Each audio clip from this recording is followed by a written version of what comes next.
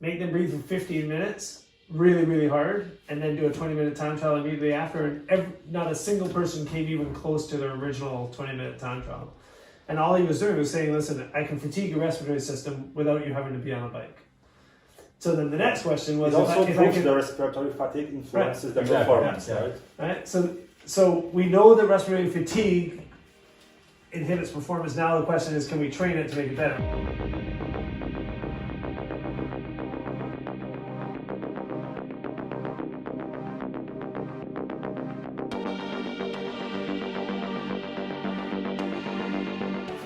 Who doesn't really know much about core? Jake, do you know what core is? Well, I don't know much about it. cool. Yeah. All right. So basically, it's a radiant heat monitor. It measures skin temperature and core temperature, and from everything I can tell, it pretty accurately does that. I haven't played with it in the pool much, but apparently it's not so good in the pool, from what I've heard. Only when they're in the water, because the conduction around it messes up the signaling. Yeah. But basically, traditionally, how we've used temperature is to really just understand how people can deal with, thermal changes, understanding that, like, as we go into, hot events, your ability to radiate or deal with, ambient temperature can be a big factor. And so understanding which athletes have big issues with it right off the get-go, which ones don't need as much training, and then helping to train with that. But some interesting new things that they're playing with this, which you might really dig, is how you can start to understand how well your cellular metabolism is working by watching steady state efforts and how your temperature changes on a steady state effort. So for example, if Sam's holding an Ironman wattage, and we can watch all parameters, heart rate, cadence, breathing, etc., and also temperature, and we can see how he's able to cope with that steady state effort. And with the core, we can start to see when cellular metabolism starts to break down, you're not producing as much ATP, and so everything becomes less and less efficient, and we can start to train specifically or cope with effort or change the type of fuel on the go a little bit quicker. And how would core show that? With a drop in temperature. So at a steady state effort, if you see a drop in temperature, there's a concern that you're actually you've run out of fuel, or potentially running low on fuels that are required to maintain that effort. So it's another indication to help us look at the metabolism as a potential limiting factor. What kind of time domain do you need to look at in order to get to the point where fuel becomes an issue? Depends on the athlete. I mean, and I don't know. So I've played with it with a few of my guys, and Jameson's one of them, and for him, it might take 90 minutes if we're just above his race pace. Mm-hmm. And for others, it's 10 to 15 minutes. And is that while fueling, or is that just no fueling and you see where it starts to drop? That's race sort of strategy. So you're fueling as you would in a race, and then you look at temperature. He just might not be fueling enough, or he might be fueling but not absorbing. Not absorbing. Right? Yeah. Okay. Yeah. Or he's day 3 of a training block, and he's thought he's fueled appropriately and refueled appropriately after his workouts, but then he gets to day 3 and he sees his temperature start to rise with exercise, but then it starts to drop off again. He's like, well, doing everything right. Maybe you weren't doing everything right the 2 days before that, right? Okay. So all those things can play into that. So again, it's new. Those ideas around using core to identify other issues is we're starting to see that. We've anecdotally seen some trends with the athletes. Some of the athletes are doing long training sessions. What sort of time delay is that between that happening? So the super sapiens, if you see your blood glucose dropping, it's 10 minutes, taking 10 minutes to actually get that reading to to see that reading. So this would be a little bit quicker Okay. than the Super Sapiens readout, but it's also like being able to react and problem solve in the moment. And so training with it's essential because you have to, it's like Moxy. If you don't know your Moxy numbers, you're not going to be able to use them on race day. Yeah. But if you One kind of of those things you need to have, that you need to know the numbers over a long period of time. before they be very actually make comfortable any with sense. using it like every day. They sold a lot of these in Kona Yeah. to athletes who were about to race the next day. It made a little bit more sense in Kona because they actually helped them put it on their Garmin's or whatever. So they gave them a little bit of advice saying if you see your temperature rise and continue to rise, you should probably back off your intensity so you don't continue to rise and overheat. But they couldn't give them numbers because they don't know. Everyone's got a different set point. This is the whole idea of looking at if they've done heat acclimation, they actually might be able to get to 39.5 degrees and be totally fine, and the other person might be passing out at 39.5. And so again, for those people, using absolute numbers didn't make any sense. What really meant is a trend of you're feeling hot now and you're still increasing. You should probably make some changes before you get to a red line. But leading up to Kona would have been great for those athletes, and I think hot, humid environments it's a smart tool to have on your system. It hooks up to a heart rate. Is there differences on where you put it on your body? It works more accurately the closer it is to the hot parts of your body. So it's sitting on your heart rate strap actually makes the most sense because it's the highest concentration of blood. Okay. So is when the Norwegians wear 7 of them, is that just for show?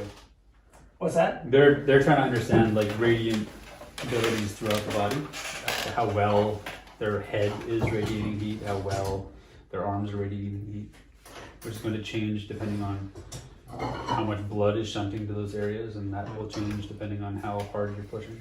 It'd be fascinating to have 4 different things and look how the body shifts blood around if you're working hard on your legs and you start moving blood away from your arms to help support the work you're doing in your legs, whether there's actually temperature changes. It would be fascinating.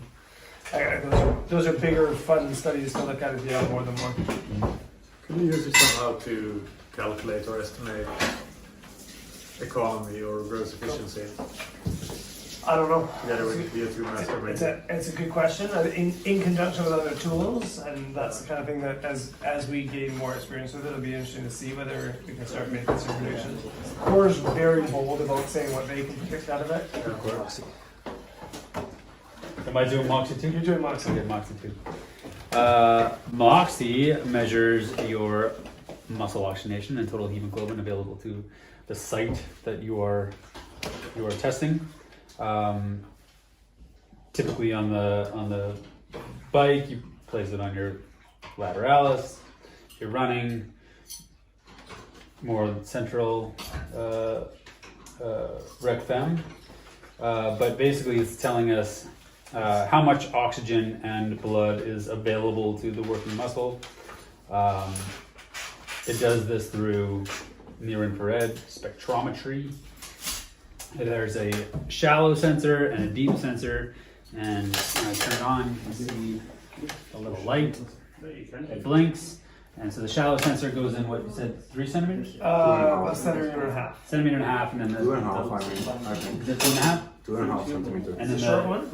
And the long one, how? Sorry, no, not the short one. Yeah. Short one, 1.5, and The long one, 2.5, right. And so it uses those two numbers to determine how much oxygenated hemoglobin and how much deoxygenated hemoglobin is present. And from that, it equates how much total hemoglobin and the percentage of muscle oxygenation to this height. Yep. I've got Go ahead. the THB, total hemoglobin. I've following conversation, and that's available on my YouTube. Talking to Andrew Feldman and to Roger, they're both wary about using THB to draw any kind of conclusions. So I don't know if that's something Very relative, yeah. That's something that you guys have heard as well or seen as well. And also it's quite stable, it doesn't change much. It depends on the athlete. depends, because sometimes it does and sometimes it doesn't at all. Even if it's on the same, maybe on the left leg, right leg, you might see a very different picture. So that's something that I used to look at. There was ideas of occlusions, as in when THB, depending on what THB trend you see, it might be just a continuous flow of venous occlusion or arterial occlusion. And I've kind of moved away from those ideas. I don't actually even look at THB now. I definitely look at the SMO2 trend. But THB, I've left aside. Rightly or wrongly, I don't know. But at this point, I don't consider it. I agree. I stopped looking at THB. For me personally, because it never changed. It didn't matter what I did. I could. It's telling us something though. Like it's like Yeah, so there's the trends I think are still interesting, especially when the trend goes in a reverse direction of what you expect to happen. It works like crazy for breathing exercise. I don't know if you do, for example, breathe way better for 3 minutes. Yeah. With Moxy, the hemoglobin changes a lot. When you're doing what? When you're breathing. Yeah, just do, let's say, 3 minutes of breathing. We can do it sometime if you Yep. maybe. Yeah. Just put, I can't get mine to change. even with this. Because Well, I think that has a lot to do with like I've seen that trend, and some people, I don't know. This is my hypothesis is some people have better epithelial cell wall tone, and some people don't. And so there could be a training effect there for certain athletes. There could be a genetic or congenital thing going on. But Also, it depends about the cardiac output, because when you have a huge cardiac output, you can see your THV will be growing through intensity. Yeah. When your muscles are trained, and you have a low cardiac output, the THV will be in plateau or decreasing. Yeah, it's interesting. We have a practitioner down in the States who was playing around with different protocols, and he's noticed a massive change in his total hemoglobin over a 6-week training with doing hypercapnic and hypoxic work. So I said, great, we'll try it, because I haven't seen anything. I've been using it for 5 years and I haven't seen any change in mine. So I tried his protocol. I'm waiting. Still haven't seen any changes, I'm a non-responder to hemoglobin changes, and I don't know what that means. It just doesn't. I have small little changes that there's a slow increase over a 2-hour trainer workout. I'll get a slow rise in total hemoglobin as those muscles get warmer and more blood supply, but I agree, it's not usable information for me at this point. And yeah, go ahead. I'll add something after on the Moxy. And a reminder about the muscle oxygenation number, that the best way to use it, similar to lactate, is using it as a trend, not as an absolute number. Although there are some, if you're using it every day and you start seeing patterns, there are patterns that I use and we use with our athletes regularly to help guide training sessions. But you need to use it a lot to be able to see those, to be able to understand the trends, because the trends are repeatable if you're, again, it's important to have it on the same spot. So moving it to a different muscle or a different limb will have a completely different value of SMO2. And adipose tissue thickness has an impact on the penetration depth of the light. And so depending on that, the trend completely changes. If, for example, more subcutaneous fat, you'll see a parabolic trend over the intensity spectrum. So it'll be increasing in the moderate domain, kind of flat in the heavy domain, and descending in the severe domain. Whereas somebody who's really lean, you'll see flat, down, flat. That's kind of the overall trend that I've seen with all the testing that I've done. Yep. So whereas at the beginning when I was using Moxy, there was some thoughts about if you have kind of that parabolic trend, you're extraction limited, so you can't pull as much oxygen. And then if you're the other kind of linear, as Jem calls it, trend, then you're more delivery limited.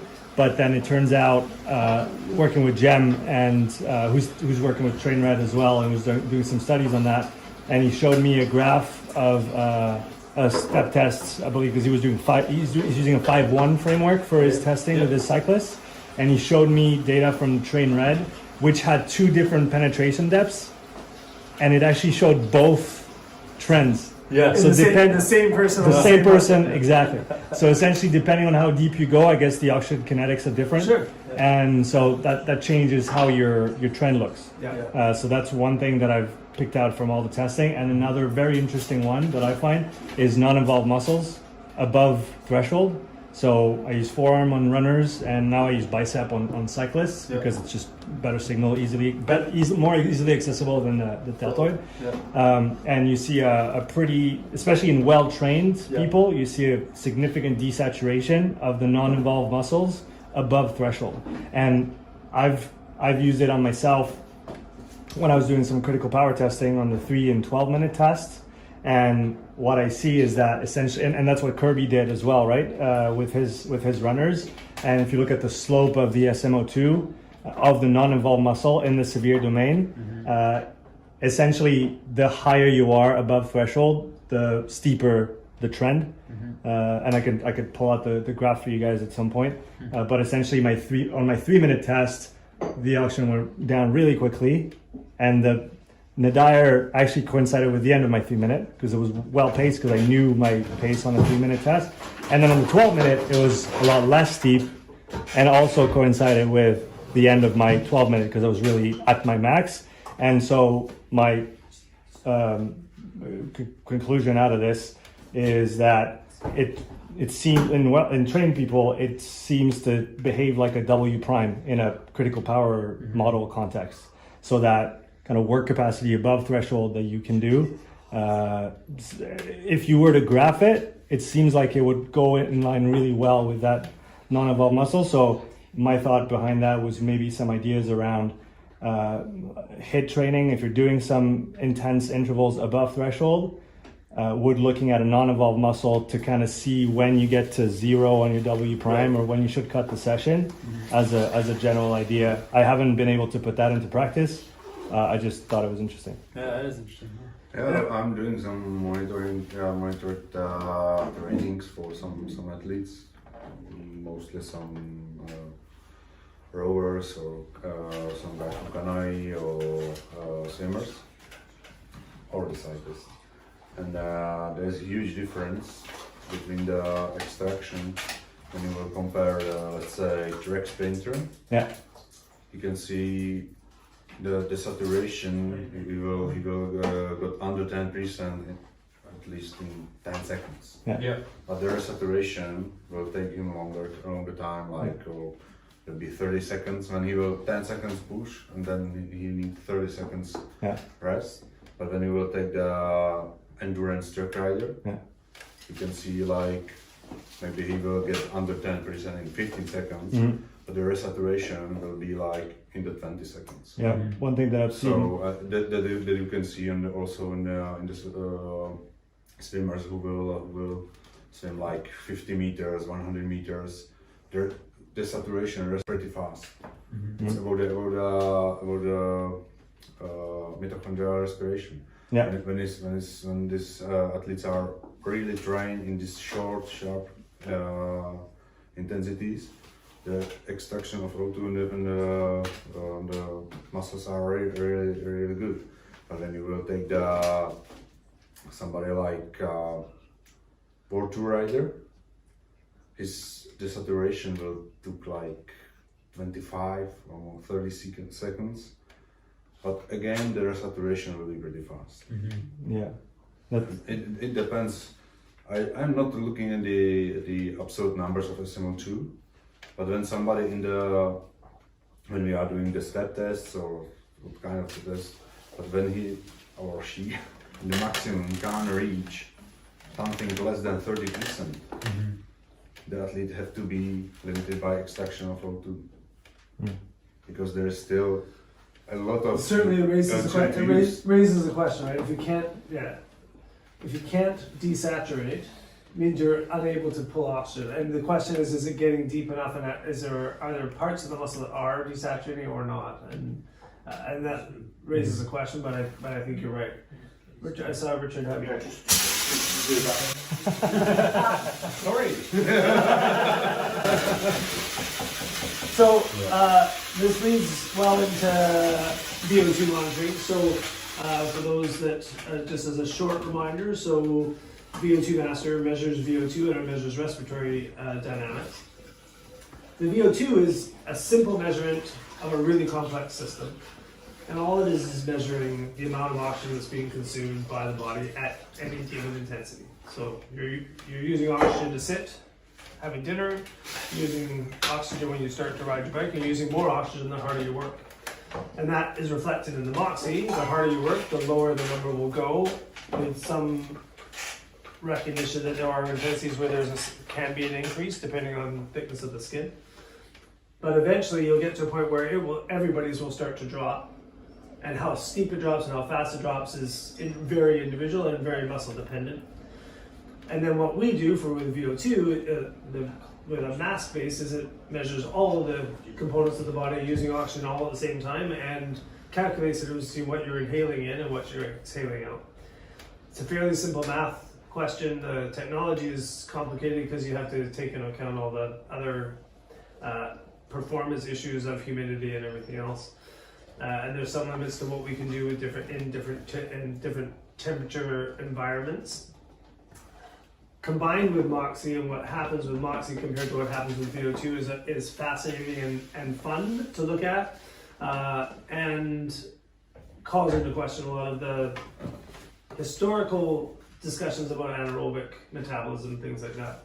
And using anaerobic as a description of intensity is a problem for me, because we can see locally that the harder you work, the more oxygen you're using. We see that in what you blow out, because the harder you work, the more oxygen you've used and the more oxygen you've consumed. So at no point are you ever anaerobic, and the muscles are never anaerobic, or extremely rarely anaerobic. There are very few circumstances where the muscles contract hard enough they actually limit oxygen supply to them. But those are short-lived, and short-lived for a reason, because if you become anaerobic, you would become ischemic and those muscles die. And that's why we worry about heart rates that are 300, because those muscles don't do very well. They don't get oxygen and they become ischemic. So you won't hear me say anaerobic, and you'll hear me asking about anaerobic if anybody talks about anaerobic intensities. It doesn't, for me, it's not a word that makes sense, and it doesn't really fit with the physiology that we're seeing in the equipment that we use. The other important part for me from VO2 measurements is what's been ignored in the literature for years is actually what happens with ventilation, and I actually think there's potentially more value with VO2 Master in looking at how people breathe than how much oxygen they're consuming. The oxygen consumption data, I think, is excellent if we're going to talk about efficiencies and trends. I'm not a big fan of VO2 Max because I think you can manipulate it very easily with all devices. Our device is a little bit better at it, but you can really screw it up if you hold your breath or do something different or change your respiratory pattern just before you finish. So I'm not a big fan of VO2 Max, but I am a fan of looking at oxygen consumption at different intensities. And really that's what all of the step tests that we use regularly, whether it's a 515 or a 7-minute step test that Richard is doing. I think the data in there is very valuable, but I actually believe there's more value in the respiratory dynamics, the tidal volumes, the respiratory frequency, and the ventilation. And when you combine that with what's happening with Moxy and starting to predict what's happening with CO2, which we'll be able to see in upcoming iterations, which I was hoping to bring one here, but our prototype is still on the bench being manipulated. There's challenges with CO2, which is why our competitors who tried to make a portable CO2 unit have failed on a number of occasions, is the oxygen cells that all equipment use to measure how much oxygen is coming through the system is very stable over a wide range of temperatures and over a narrow range of humidities. CO2 is not the same. So any small change in CO2 can force a dramatically large shift in the predicted CO2. How the sensors work is using I'm gonna get this wrong. I need Peter here to explain this part of it to you, but it's all about it sends an electrical signal across a wavelength, and it gets distorted by the number of CO2 molecules in the sensor at the time. But it's on a predictive curve based on a sample that's taken at the beginning, and you have to either assume that there's zero CO2 at the beginning, or you have to assume that there's a ambient CO2. And the problem is if you have an ambient CO2, so even in this room, there's very little CO2 in the atmosphere. But in this room with this many people talking, there'll be a small amount of CO2 floating around parts per million. We're talking 15 to 20 parts per million, but the difference between 15 parts per million and 20 parts per million causes a shift in the curve that is so dramatic that when you actually start measuring it, you actually don't know whether you're sitting here or sitting here on the curve. So the accuracy of CO2 is going to require temperature regulation and probably gas tank calibration to start. Like regular devices. Which makes it hard. So we're trying to find solutions to those issues, and we have a couple of studies working at the university trying to improve the accuracy of CO2 measurements for the future, because the cells that we're using now they're not good enough for what we're trying to do. Yeah, So that's you can see we have big machines from Ganshorn in our labs for spirometry.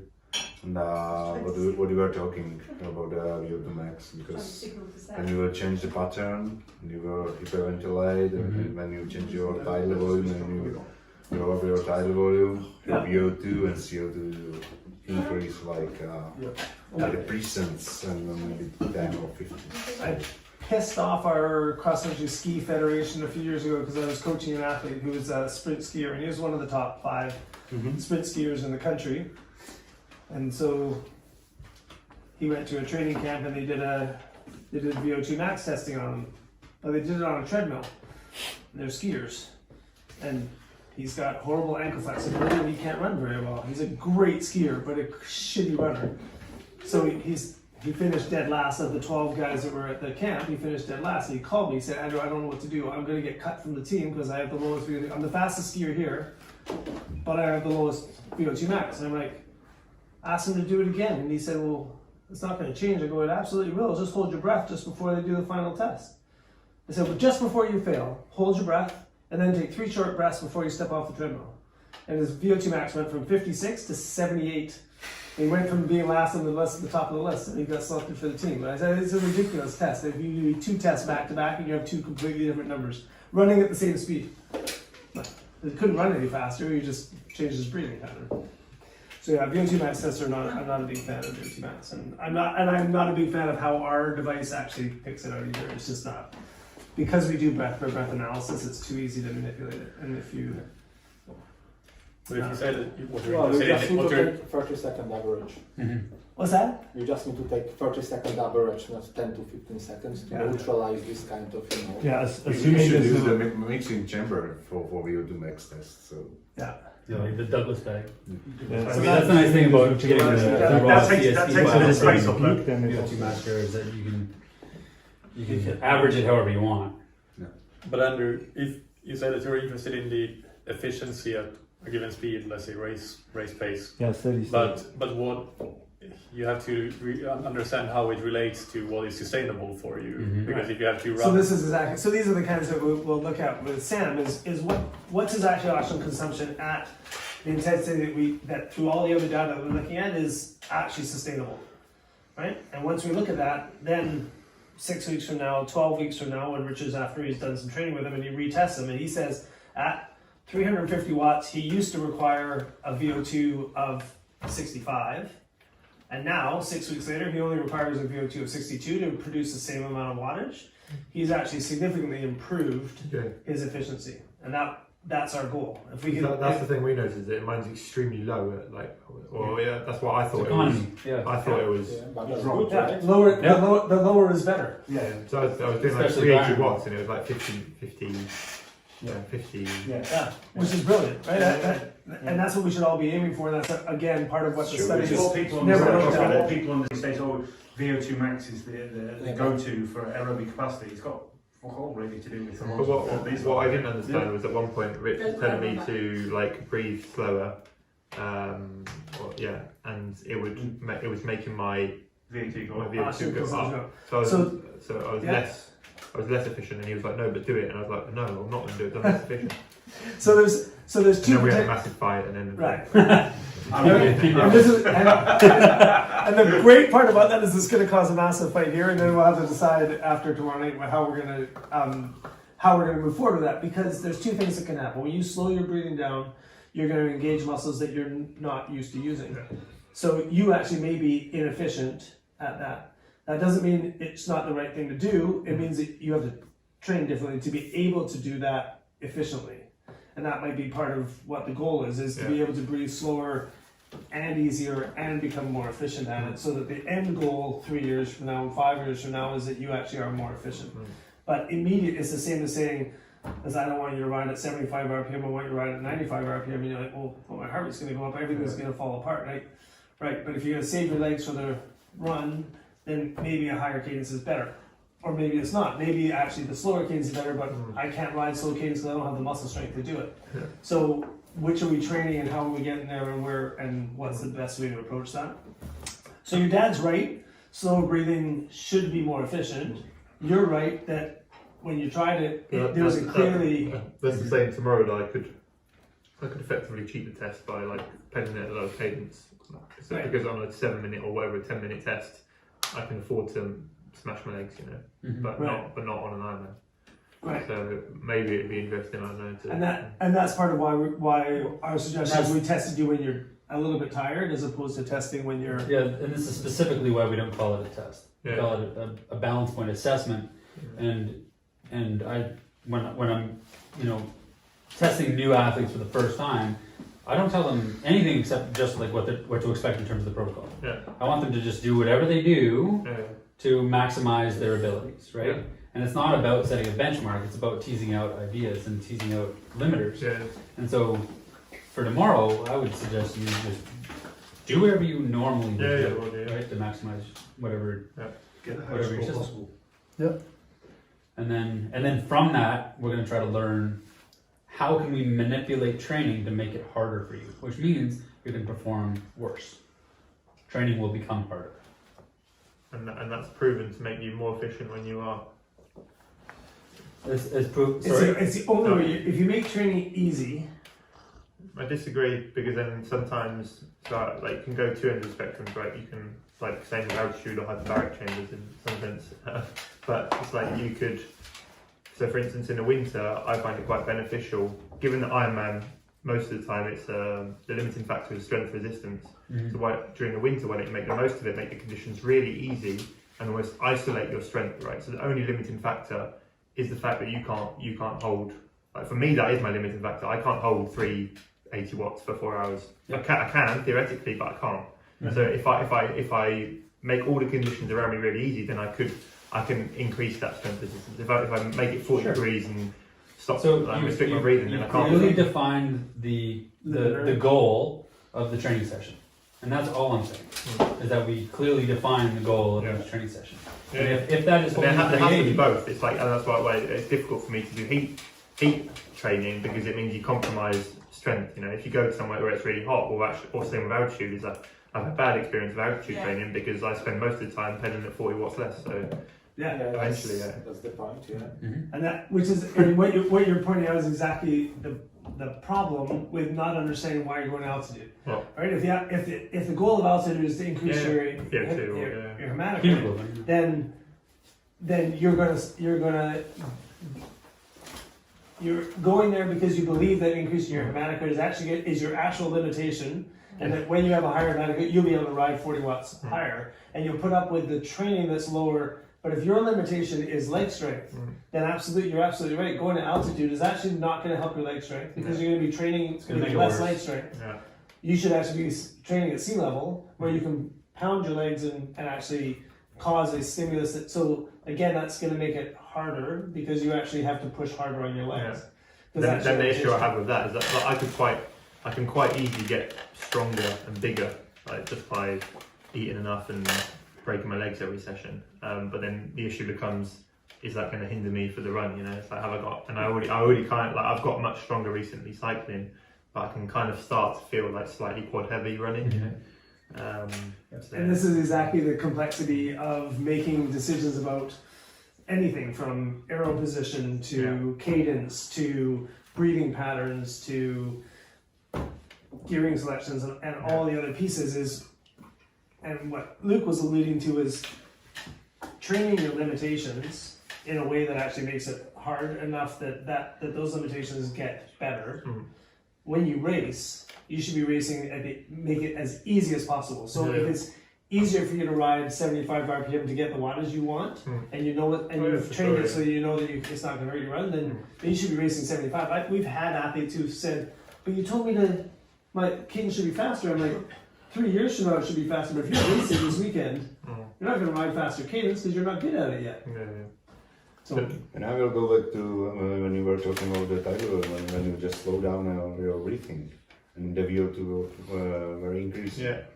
You also increase your ability to keep your homeostasis because the hemoglobin can transport just O2 or CO2. Okay. When you consume in your muscles O2, the CO2 will go to the hemoglobin and will be transported to the lungs, and you can breathe out your CO2. So you will also increase your ability to keep your higher power output for a longer time. Okay. Yeah. When you can, it's not just about O2 consumption, but it's about how much CO2 you will breathe out. Yeah. Okay. Yeah. And I think that's what didn't you present that, Andrew, at the Moxy Summit? Was it last year? yeah, Where I did the same or the N of 1 where you manipulate your breathing in a steady state, so at a stable wattage, Yeah. and you play with normal breathing, as in what you need to breathe for that level of effort, and then just decrease your volume of breathing to the point where you feel like you need to breathe, so that CO2 is accumulating a bit. And what I understand is also that shifting of the hemoglobin oxygen dissociation curve.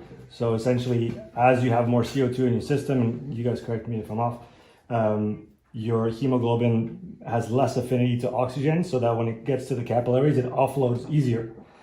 So yeah, you are gonna consume more oxygen, but it's not because you're less efficient. It's because your transfer is made easier, which and I would join Vojtech in the kind of the idea that if you can get more O2 into the cell, technically you can maintain a better steady state, because I guess the way I understand critical power or threshold is it's your maximum O2 delivery capacity. As in, once you exceed that, you can't bring more oxygen anymore. You keep consuming more, but you can't bring any more, right? It kind of goes up and it plateaus. And once you exceed that, then internal balance goes out the window. So if you're able to improve how much oxygen goes from your blood into the cell, theoretically, you should be able to maintain a slightly higher output. I don't know if that makes sense. Yeah, that's very good. Yeah. Well said. Okay. Did you ever had a measure of THB mass? Total hemoglobin mass? No. It's a hard test to find. Sorry? It's a hard test to get. I mean, certainly in North America, it's tough to find somebody who actually does a good mass We are test. doing it in Prague. Yeah. Well, let's go to. Next I like Doug. Next year we're meeting in the Czech Republic. I thought it was Laidlow in the How many people are executing hemoglobin mass measurements? When he will be on there, we are able to do it just in or two. Okay, because in my facility it's 3 people for one test.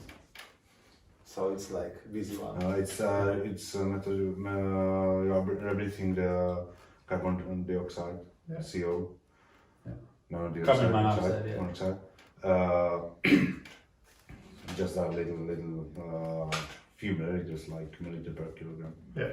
And it marks as the hemoglobin. And it would be interesting to measure that like every year, or would it?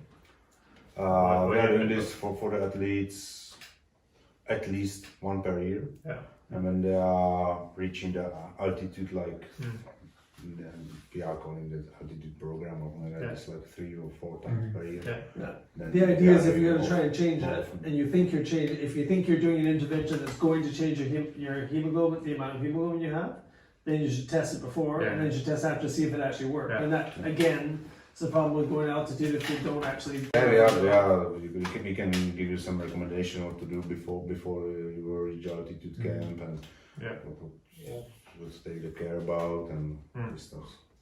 I mean, most people do just a blood check and you have hemoglobin there, but it's hemoglobin concentration. So there is a hemoglobin mass that we are talking about, and there is plasma volume. Yeah. And for example, the hotter it is, there is, assuming you're not dehydrated, there is bigger plasma volume.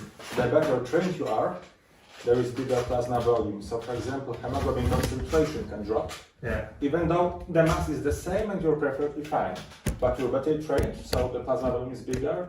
It's warmer, for example, because you're in Hawaii, and a lot of people make decisions based on this hemoglobin concentration. Just go to the. Well, the UCI makes decisions on hemoglobin, which is a crazy thing. For example, I work with speed skaters, and in summer they have like lower hemoglobin concentration because it's just warmer, and every year they're happy. Oh, just before the winter season, it improved. But when you measure hemoglobin mass, it's same shit. But they are more confident, more happy. But with summer sports, it's different. But with the altitude, it's also the same because long stay altitude can improve plasma volume. So you can see some hemoglobin drop in like a regular blood check.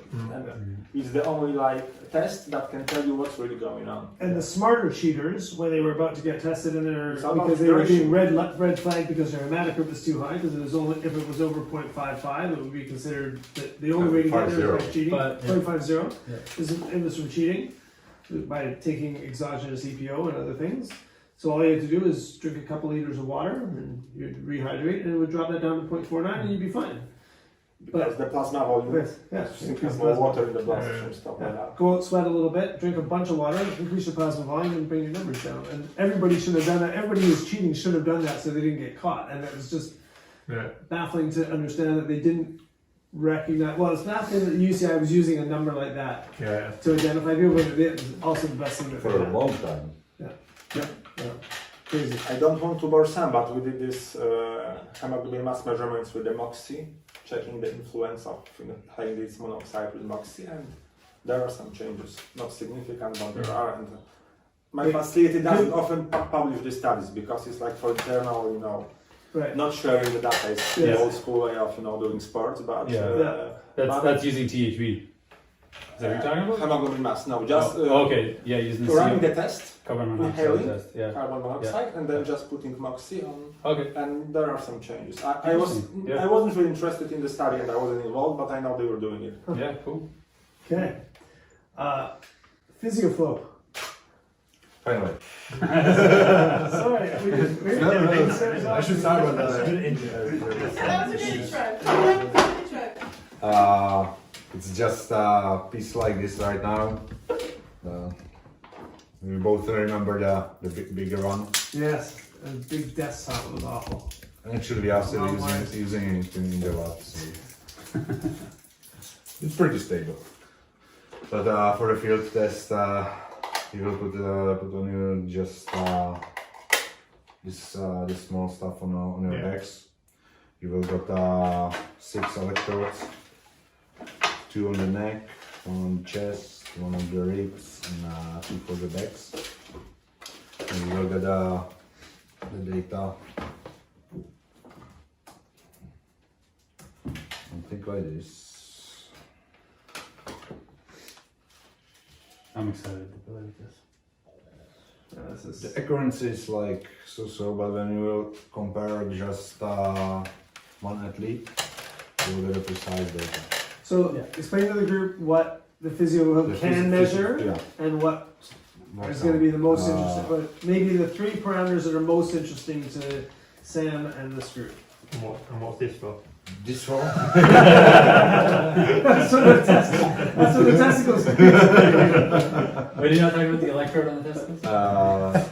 It's for the electrodes because it's impedance cardiogram, and when you are measuring the impedance, you have to be sure about the surface.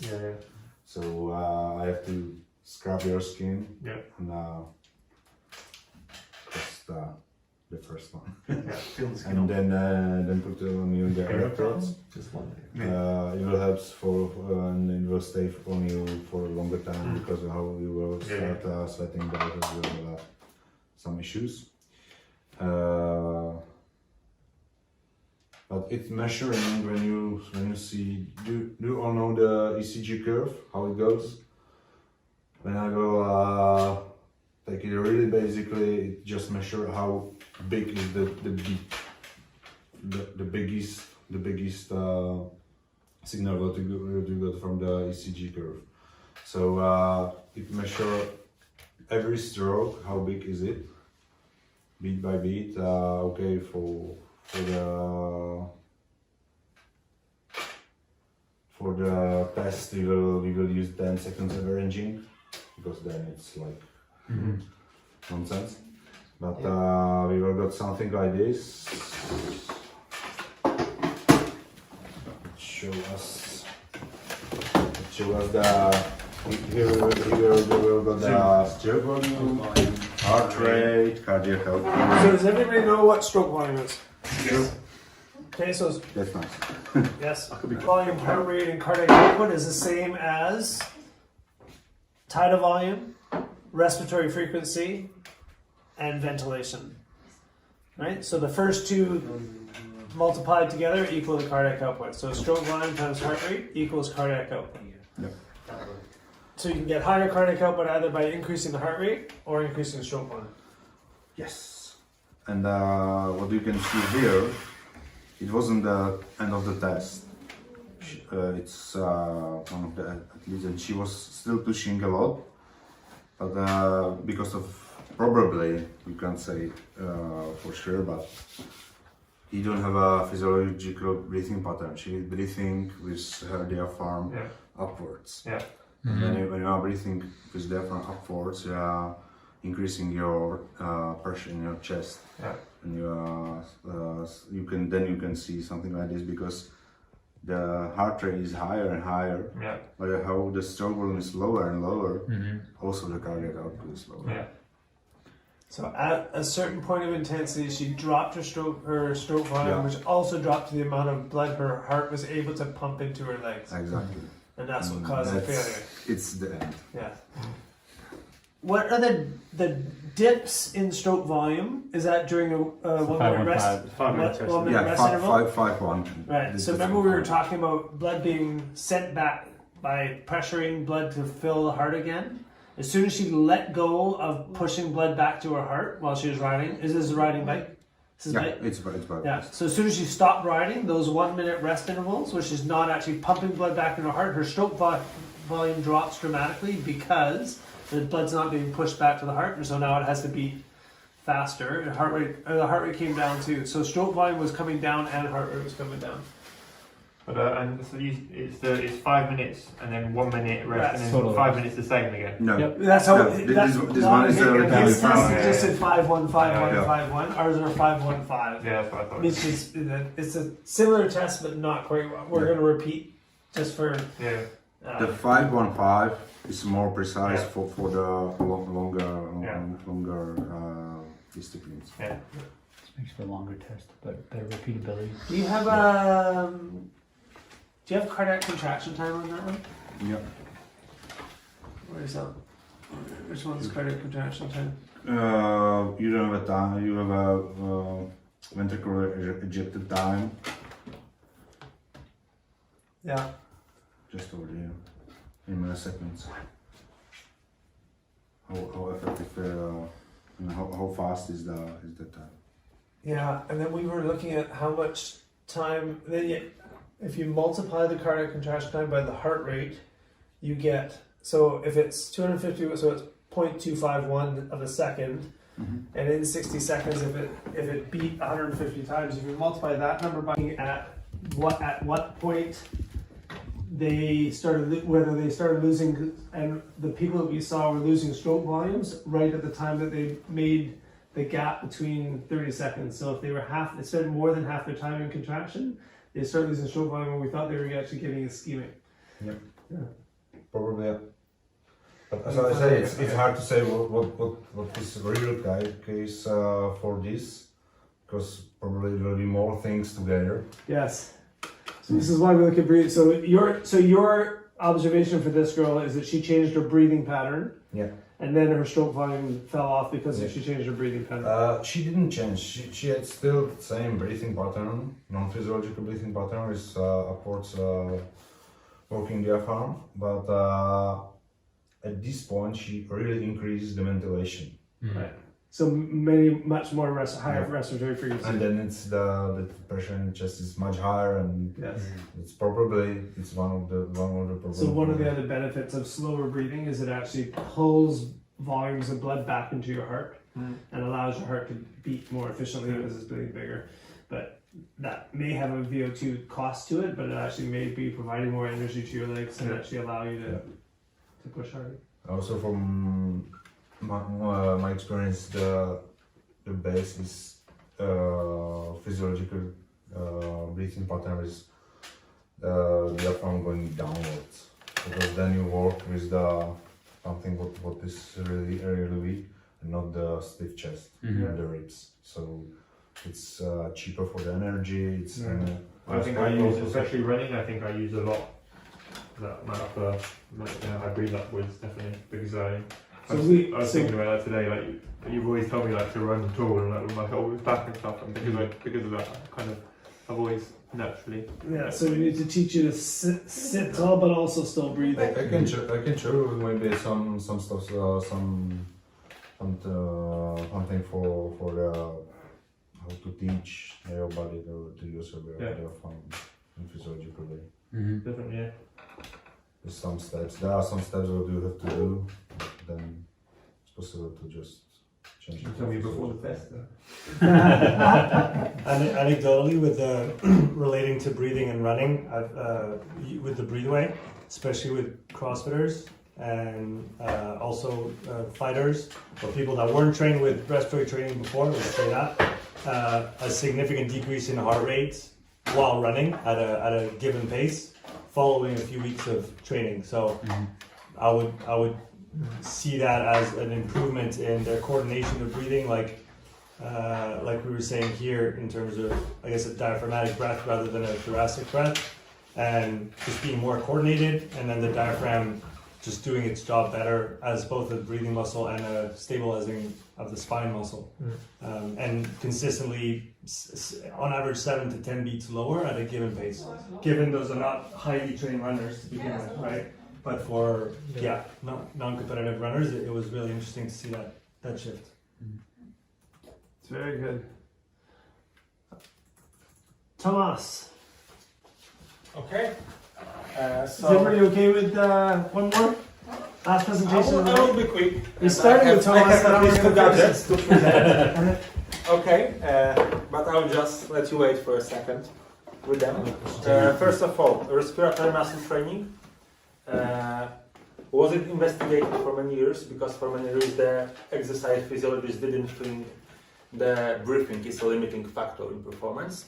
However, since probably 2 decades, we are pretty aware it is. So like the common folk knowledge that I'm out of breath and I can't run any faster was actually true. The thing is that the longer the effort, the respiratory muscle strength and endurance is more important. For example, if you do the meta-analysis, the longer the test, when they test it, the respiratory fatigue is more important factor. And there are a few things about that. One is subjective, which is a perceived effort. How hard is it? The other one, and I want to show you the good graph of what I finally did. Let me just change the window. It's something called. It's not perfect, but it's something that's called respiratory metabolic reflex. It was firstly discovered in 2008, which is that if I don't have respiratory muscle fatigue, let's say all the blood flow goes for the working muscles on the bike. When the respiratory fatigue occurs, the blood flow to the muscle is limited, because for the brain the respiratory muscles are the most important. So it's not necessarily very limiting in terms of how much air I can breathe, but if the muscles get fatigued, the locomotory muscles are limited. And the thing is that the respiratory muscles, they're similar muscles in structure like all the locomotory muscles, but they are not improved without special respiratory muscle training. So if you run, swim very fast, do intervals, anything, it doesn't change the respiratory muscle strength and endurance. So the only known way is to introduce very specific respiratory muscle training, which is known to improve endurance overall, improve all the pulmonary function, in most cases also improve the chest mobility, because just a small digression, I probably think that in very intensive efforts, it's almost impossible to breathe with your diaphragm, but having the more mobile thoracic spine and chest and rib cage makes the breathing with the upper respiratory tract easier and less effective. Plus, respiratory muscle training helps the respiratory muscles to work more effectively, because, for example, at VO2 max, the average part of oxygen that we take in, 15 to 20% serves to the respiratory muscles. And with respiratory muscle training, at the VO2 max, only at this intensity, it can drop to 10%. So in terms of functional VO2, we have like 10% positive influence. And as you probably know, we train at least 10% improving VO2 max is possible. They're already trained so much, they can do much more. But they can change what they do with this oxygen that they take. And I probably forget about a few things. It also helps with the adaptation to hypoxia, and a few things about respiratory muscle fatigue. Obviously, the longer the duration, the fatigue is higher, but these respiratory muscles have also second function, probably more function than two. But the other function is keeping balance, core body tension, and stability. So, for example, if these two functions, breathing and keeping stable, have to compete for the same muscles, this fatigue is way more important. And for example, even in rugby, if you have this bracing thing, when you have to push each other, if it is very stable, it also takes, it makes respiratory muscle more fatigued. In triathlon, for example, in swimming, which is very well researched, if the swimmers swim with the swim skin, then their respiratory fatigue is way higher. With the wetsuit, which the research is done on small numbers, is even more high, because the breathing chest has to fight the resistance of the neoprene. So even in swimming, swim skin versus no swim skin is a big difference. With neoprene, it's even bigger. In time trial position, the more aggressive you are, the more tight and chest is, the muscle also tend to fatigue quicker. The good thing is that this respiratory muscle training isn't that hard to do or isn't hard to implement. We can focus actually on two different ways to do it. One is breathway better, which is let's say more endurance oriented, more isocapnic method. When you just I can just show the pictures. You just, let's say, work with this device, and you just, let's say, inflate and deflate the balloon. And the other one is called voluntary isocapnic. I cannot pronounce it in English. Apnea. Power breathe. And the other one is more resistant oriented, when you just have, let's say, a respiratory trainer, which there's a resistance inside, and you obviously work with fighting against resistance.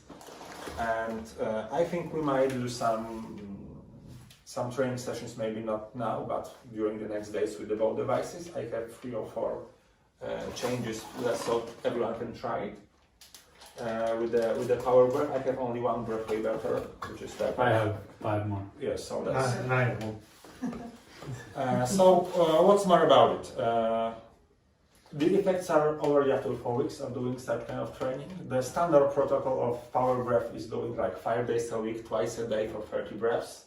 With breathway better, I think you guys are way more smart than me, but with Pure Tiger and all this technique, it's usually every other day for at least, when you adapt it, 15 minutes. However, all this methodology of respiratory muscle training is very undeveloped comparing to strength training, endurance training, stuff like that. And because these muscles work in the same way, they adapt in the same way like every other muscle. So you can also periodize, you can introduce warm-up, you can do a cool-down, we can do active recovery stuff. What else? 4 weeks is enough to see first decent results. Most of the interventions are between 6 to 12 weeks maybe. For the next 2 to 4 weeks, there's not much decline in terms of respiratory muscle performance. It starts to decline slightly, but even after a few months, it's in most cases way higher than it was before the intervention. With these power breath devices, you can also measure respiratory muscle strength, which takes like 2 minutes with few stronger breaths. So you can actually diagnose athletes if they're already doing quite fine with their respiratory muscle strength, or if can be a very easy way to improve them, like a low-hanging fruit. We don't talk too much about respiratory muscle endurance because it's very connected to respiratory muscle strength. Because unlike, for example, leg muscles, if you sit there, the leg muscles are not working, but the respiratory muscles are working. So the respiratory muscles have this basic endurance covered. It's more what's going on when they are getting fatigued, and we want to delay this mid-hour reflex as far as possible. We usually work on inspiring air, on inhaling rather than exhaling, because when you're not very physically active, it's not very high intensity, it's inhaling that's active, and exhaling is passive, it's just relaxation and the air goes out. So this part is active, this part is passive. In swimming, swimming is the discipline where the respiratory muscle fatigue appears the most, because you have to also exhale the air, fighting the resistance of the water under the water, plus you have to rush inhaling the air above the water.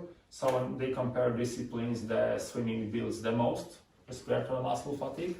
How do you measure the respiratory muscle fatigue? Okay, you can do it with very scientific stuff, but with very simple stuff you can do it now. You can do this strength test here, which takes, let's say, 30 seconds when you're familiar, before and after a session. So for example, if you have set like 3 x 1K in Ironman pace, you have some test result before and have some test after, and that's it. It's like, it's not the most sophisticated way, but it's very efficient. Yeah, Simple, repeatable. and the goal from a session is maybe to get fatigue, or no, I mean it can only reflect what's going on. Yeah. Because even when we were talking about before, I mean, the goal of the training is not to mimicking the demands of the competition, it's getting you ready for the demands competition, getting you prepared. So for example, when they talk about the economy, it was one thing what's going on a race day, what's the best, let's say, cadence, position or technique for you, or even what's the best to do the day before to improve the economy and the day after. And what you do in training is totally different thing, because it's getting you ready for the race day. You don't do, Ironman intensity efforts for whole year, because it's what you do on the race. Yeah. And the same is here. The training should prepare you to not have much fatigue after the swim segment. So and you don't do it in water or on the bike. You do it with this kind of devices. Yeah.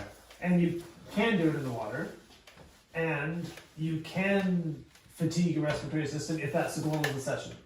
Right? So if the goal of the session is cadence of your arms, then that's the focus. If the goal is respiratory improvement in the water, then we actually might force respiratory training in those intervals where you're actually resting your arms. So if you're doing 200s or 400s, we might actually add respiratory training in between, so you actually your breathing doesn't get a break.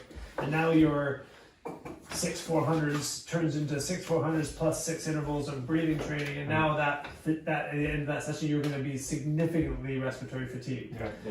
And now you need to recover from that. Or you can add the whole session after the swim, and it will be totally different stimulus than before the swim. I mean, we can program the same session before the swim. It will be the same moderate in terms of perceived effort, but after the swim, it will be very hard.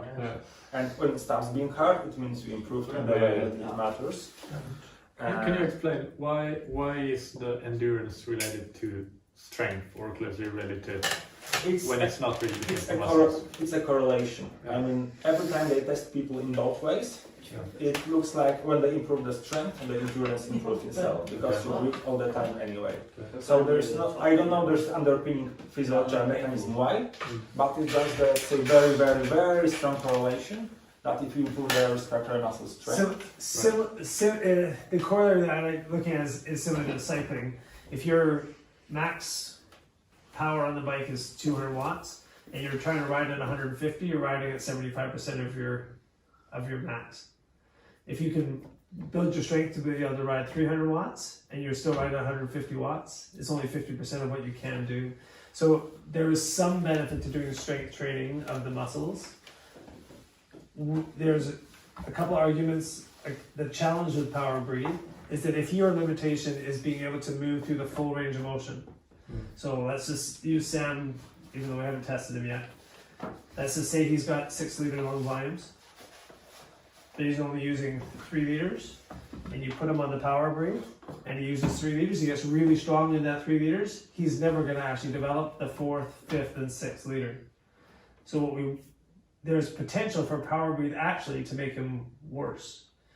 He might get stronger in this range, but he may not actually ever develop that full range of motion, unless you teach him to. And that's part of what the education part is, actually making sure that he's actually developing strength through the full range of motion. That's one of the downsides, and I think it's actually one of the reasons that some studies have shown that the resistance devices haven't shown the increased improvements in endurance sports, because if the non-responders are because they haven't actually developed full range of motion, they may actually not get the benefit from the resistance device. If they're using resistance properly and they're using full ranges of motion under resistance, they almost for sure will get better. Yeah, let me clarify this range of motion. I hope it's interesting to you as it is to me, because look, when you have your lungs totally full, it's very hard to inhale more, right? If they're empty, so we begin with the exhale from, let's say, empty lungs from the bottom.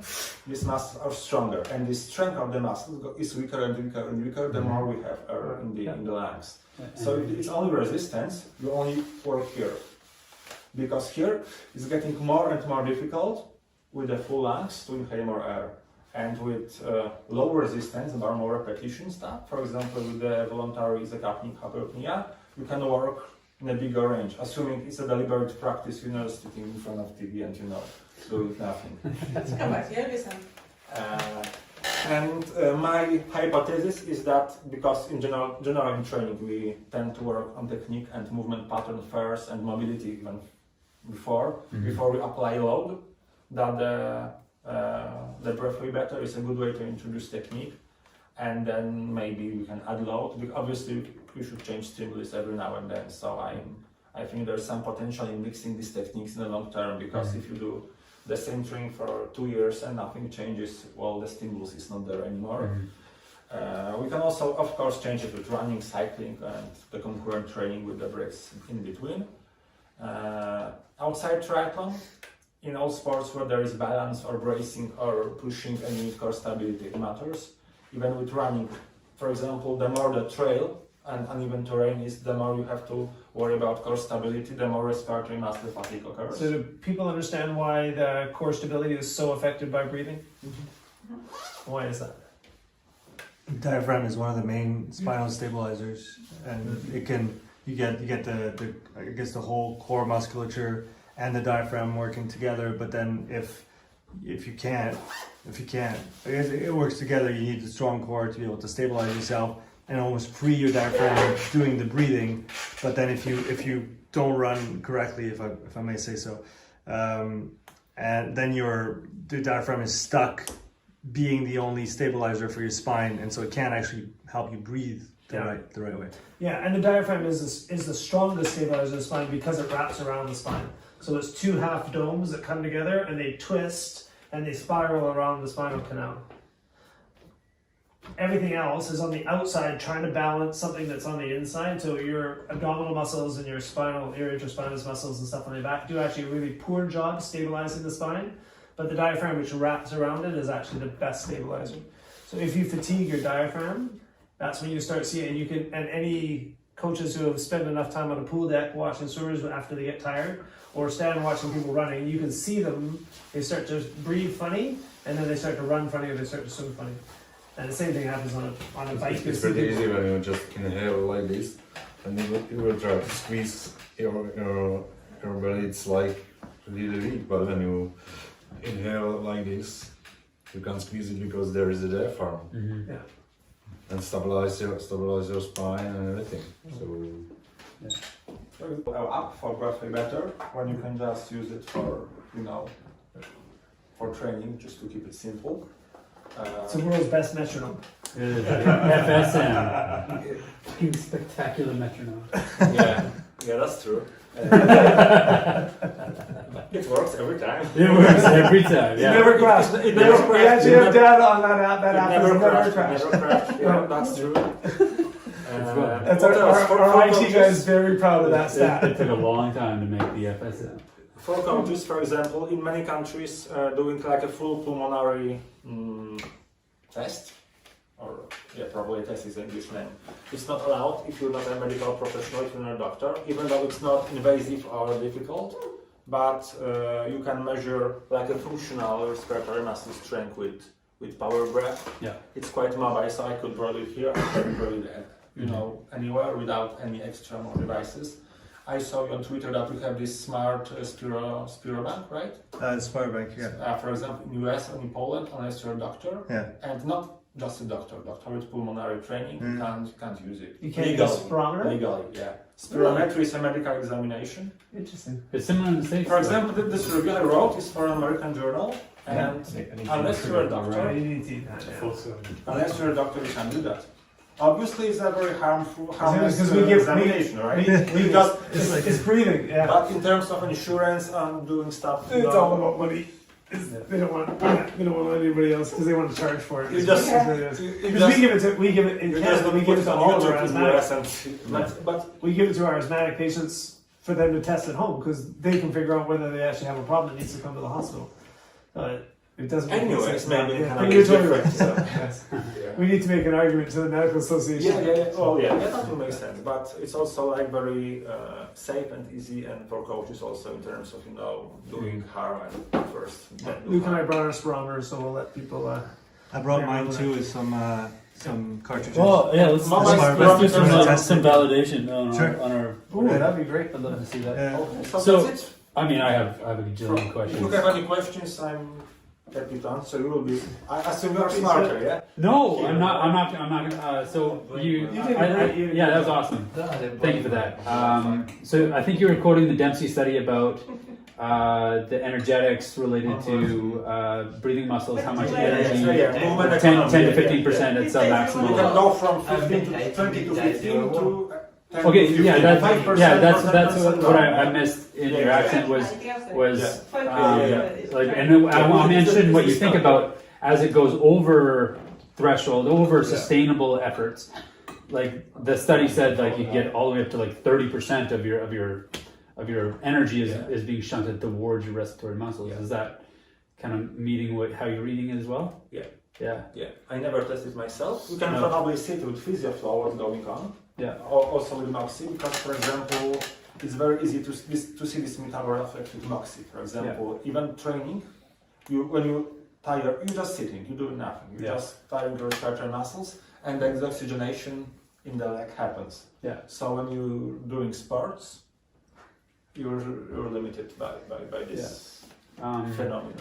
And then have you looked at any of the neck strength studies and the correlation between neck strength and resiliency and respiratory fitness? Neck strength. Next, yeah. Muscle mass. I understand, but I don't know these studies. Okay. No.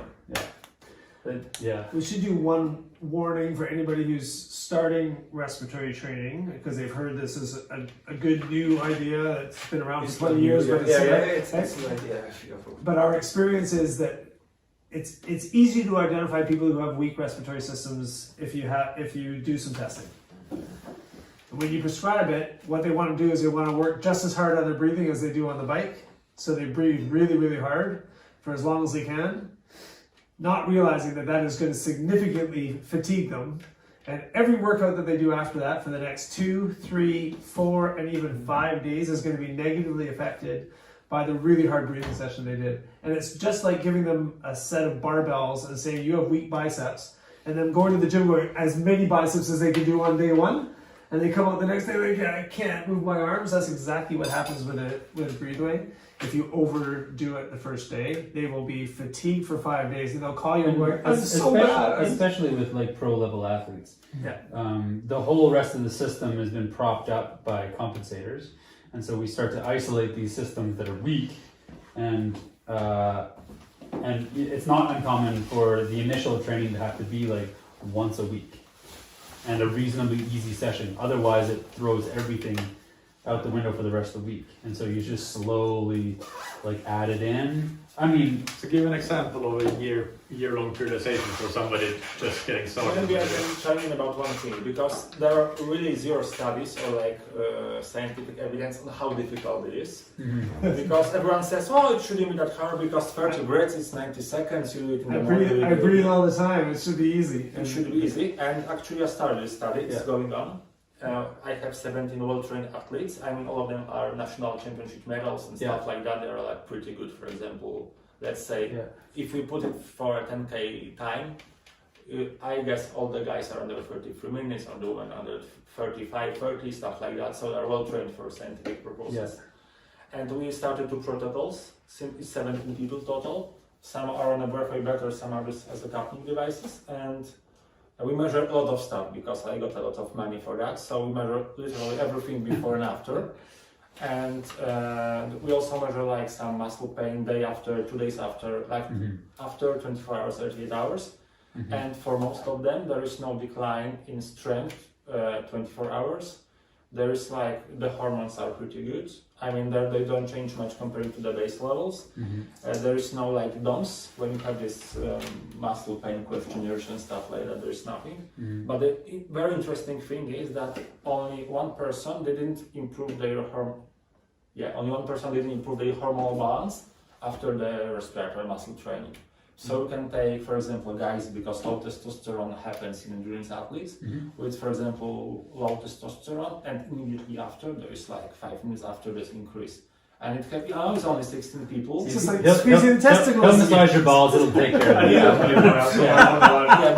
But you know, it's like, I think it may be very good for introducing like hormone booster protocol, because they were like, it happened all the time. So you said they did. If you do 5 minutes of this, you take, for example, because you can take testosterone and cortisol for the finger or ear, it will be better. The cortisol will be slightly So lower. breathing After 5 is minutes. better than squeezing testicles. I don't need to squeeze anybody's call Andrew testicles Huberman. anymore. So I think you will When is this measured? After the session or after before the and after. intervention Before and period? after. Okay. After, because we Okay. measure how And hard one how- session is. how long They have 6 after? weeks protocol. And because I started, because one of the protocols is 5 times a week, twice a day already. And no previous experience of respiratory muscle training.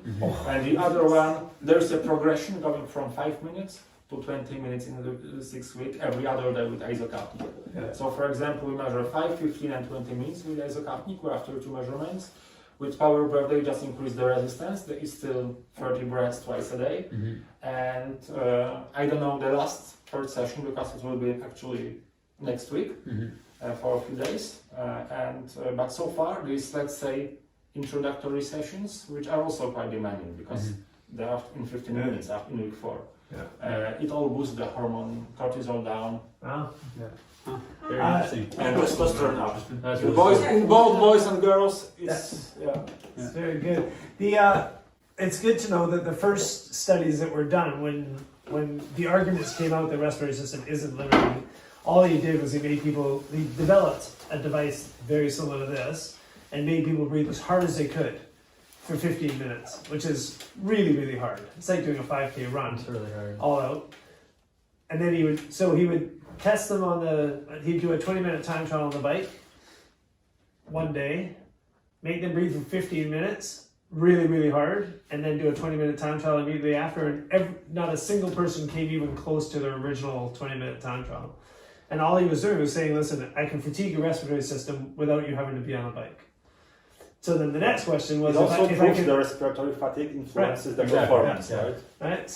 So we know that respiratory fatigue inhibits performance. Now the question is, can we train it to make it better? And he actually did those studies. And his first studies were actually in COPD patients and asthmatics, so smokers and bad asthma.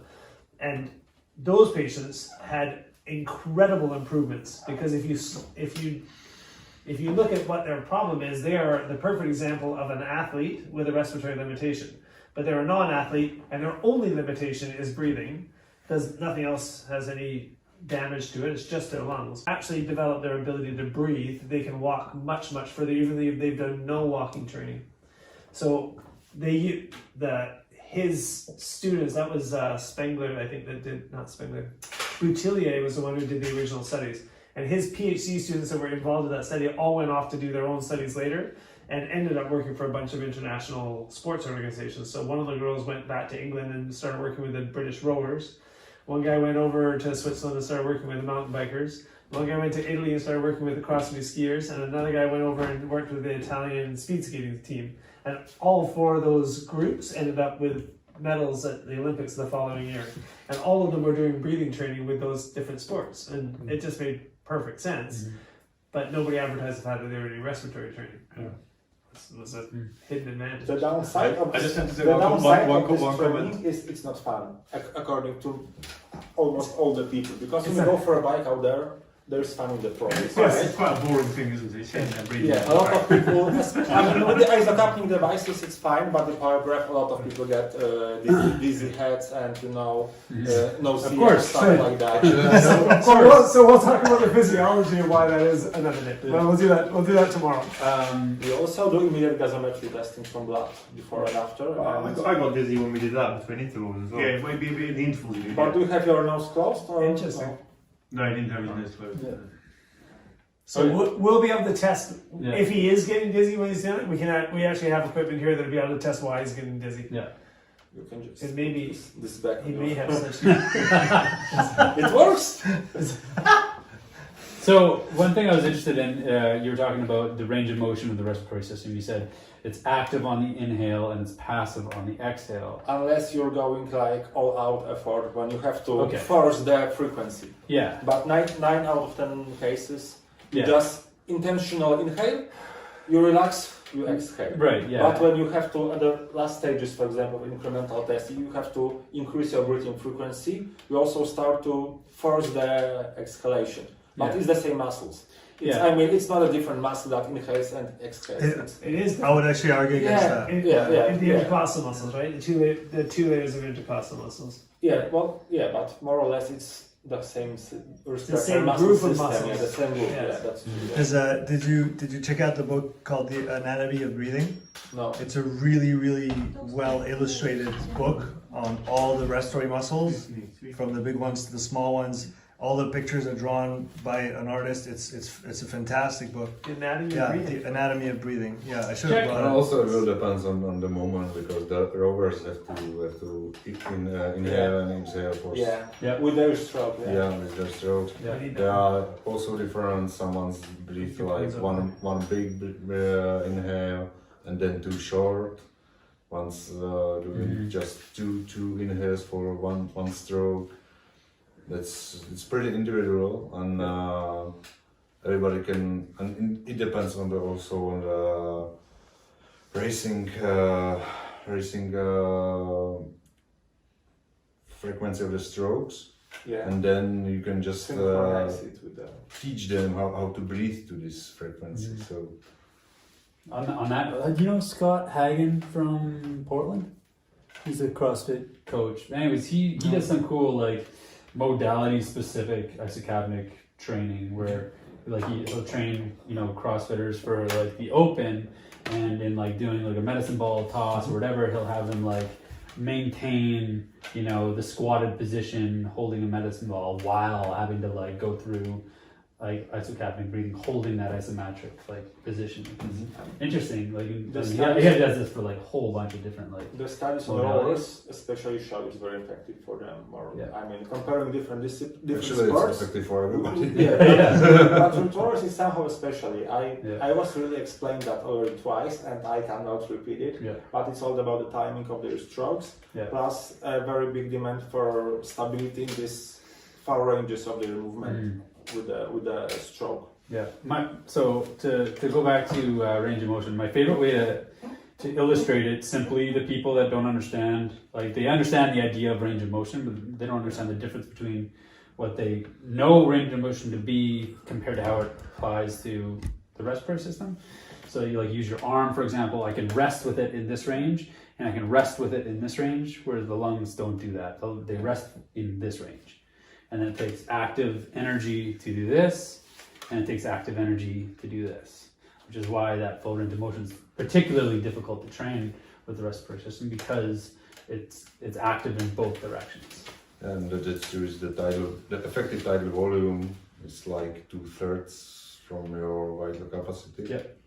Yeah. Something between 60-75%. Yeah.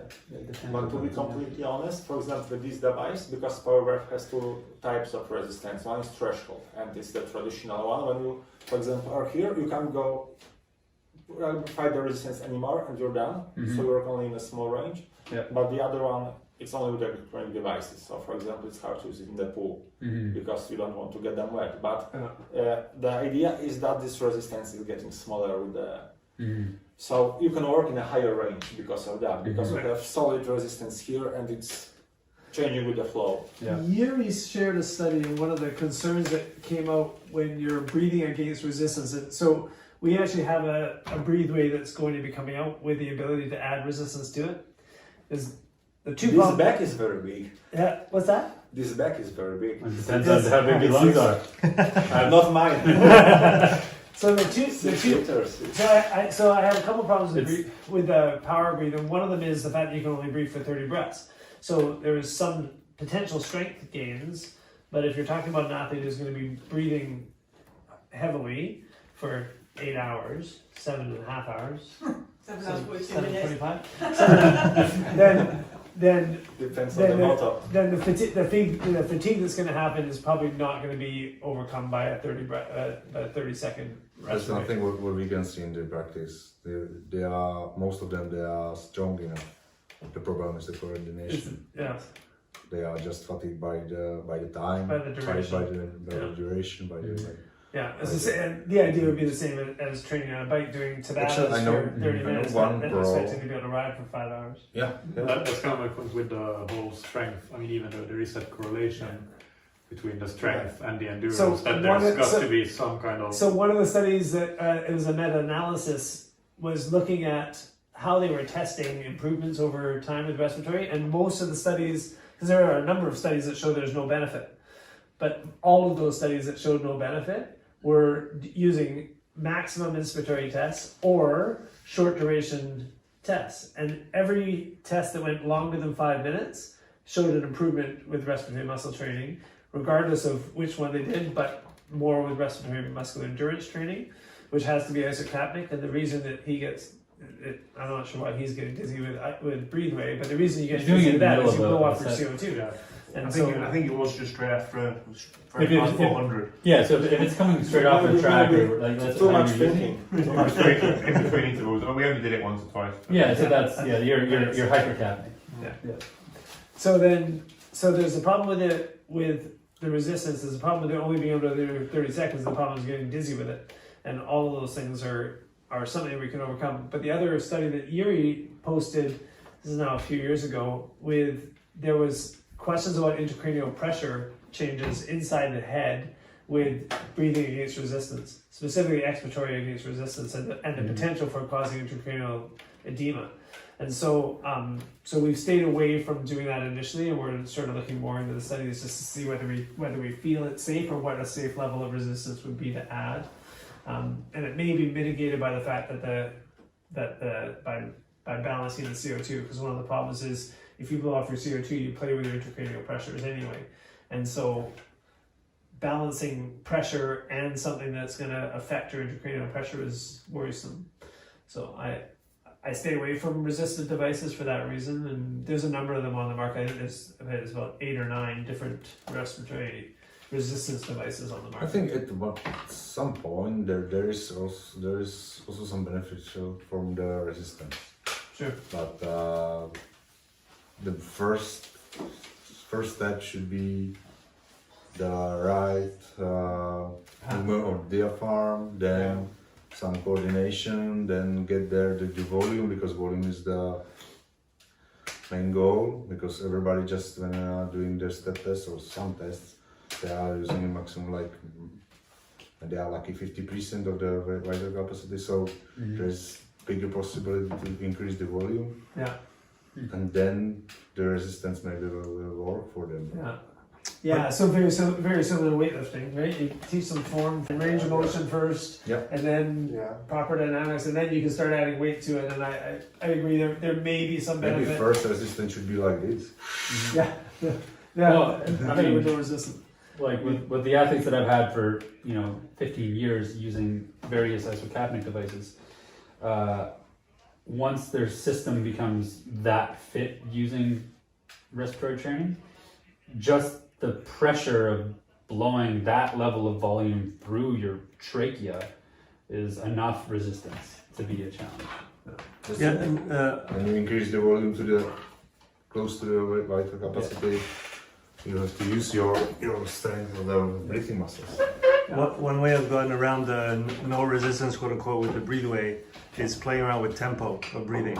So you inhale on 3 and exhale on 1. Yeah. So you have to fill up on 3 seconds and fully empty on 1 second. So it's not technically resistance, but it is, because you have to get that whole volume out very quickly. It's a continuum, right? Strength, resistance. Exactly. And I think I haven't gone that far yet, but you can likely do the same with inhale. It's just that inhaling wrong, quote unquote, from a mechanical perspective is a lot easier. Because exhale, you can't really go wrong. You just squeeze your abs, you just kind of fold in half, and you just give it all out. But when you inhale, it's really easy to go with your shoulders.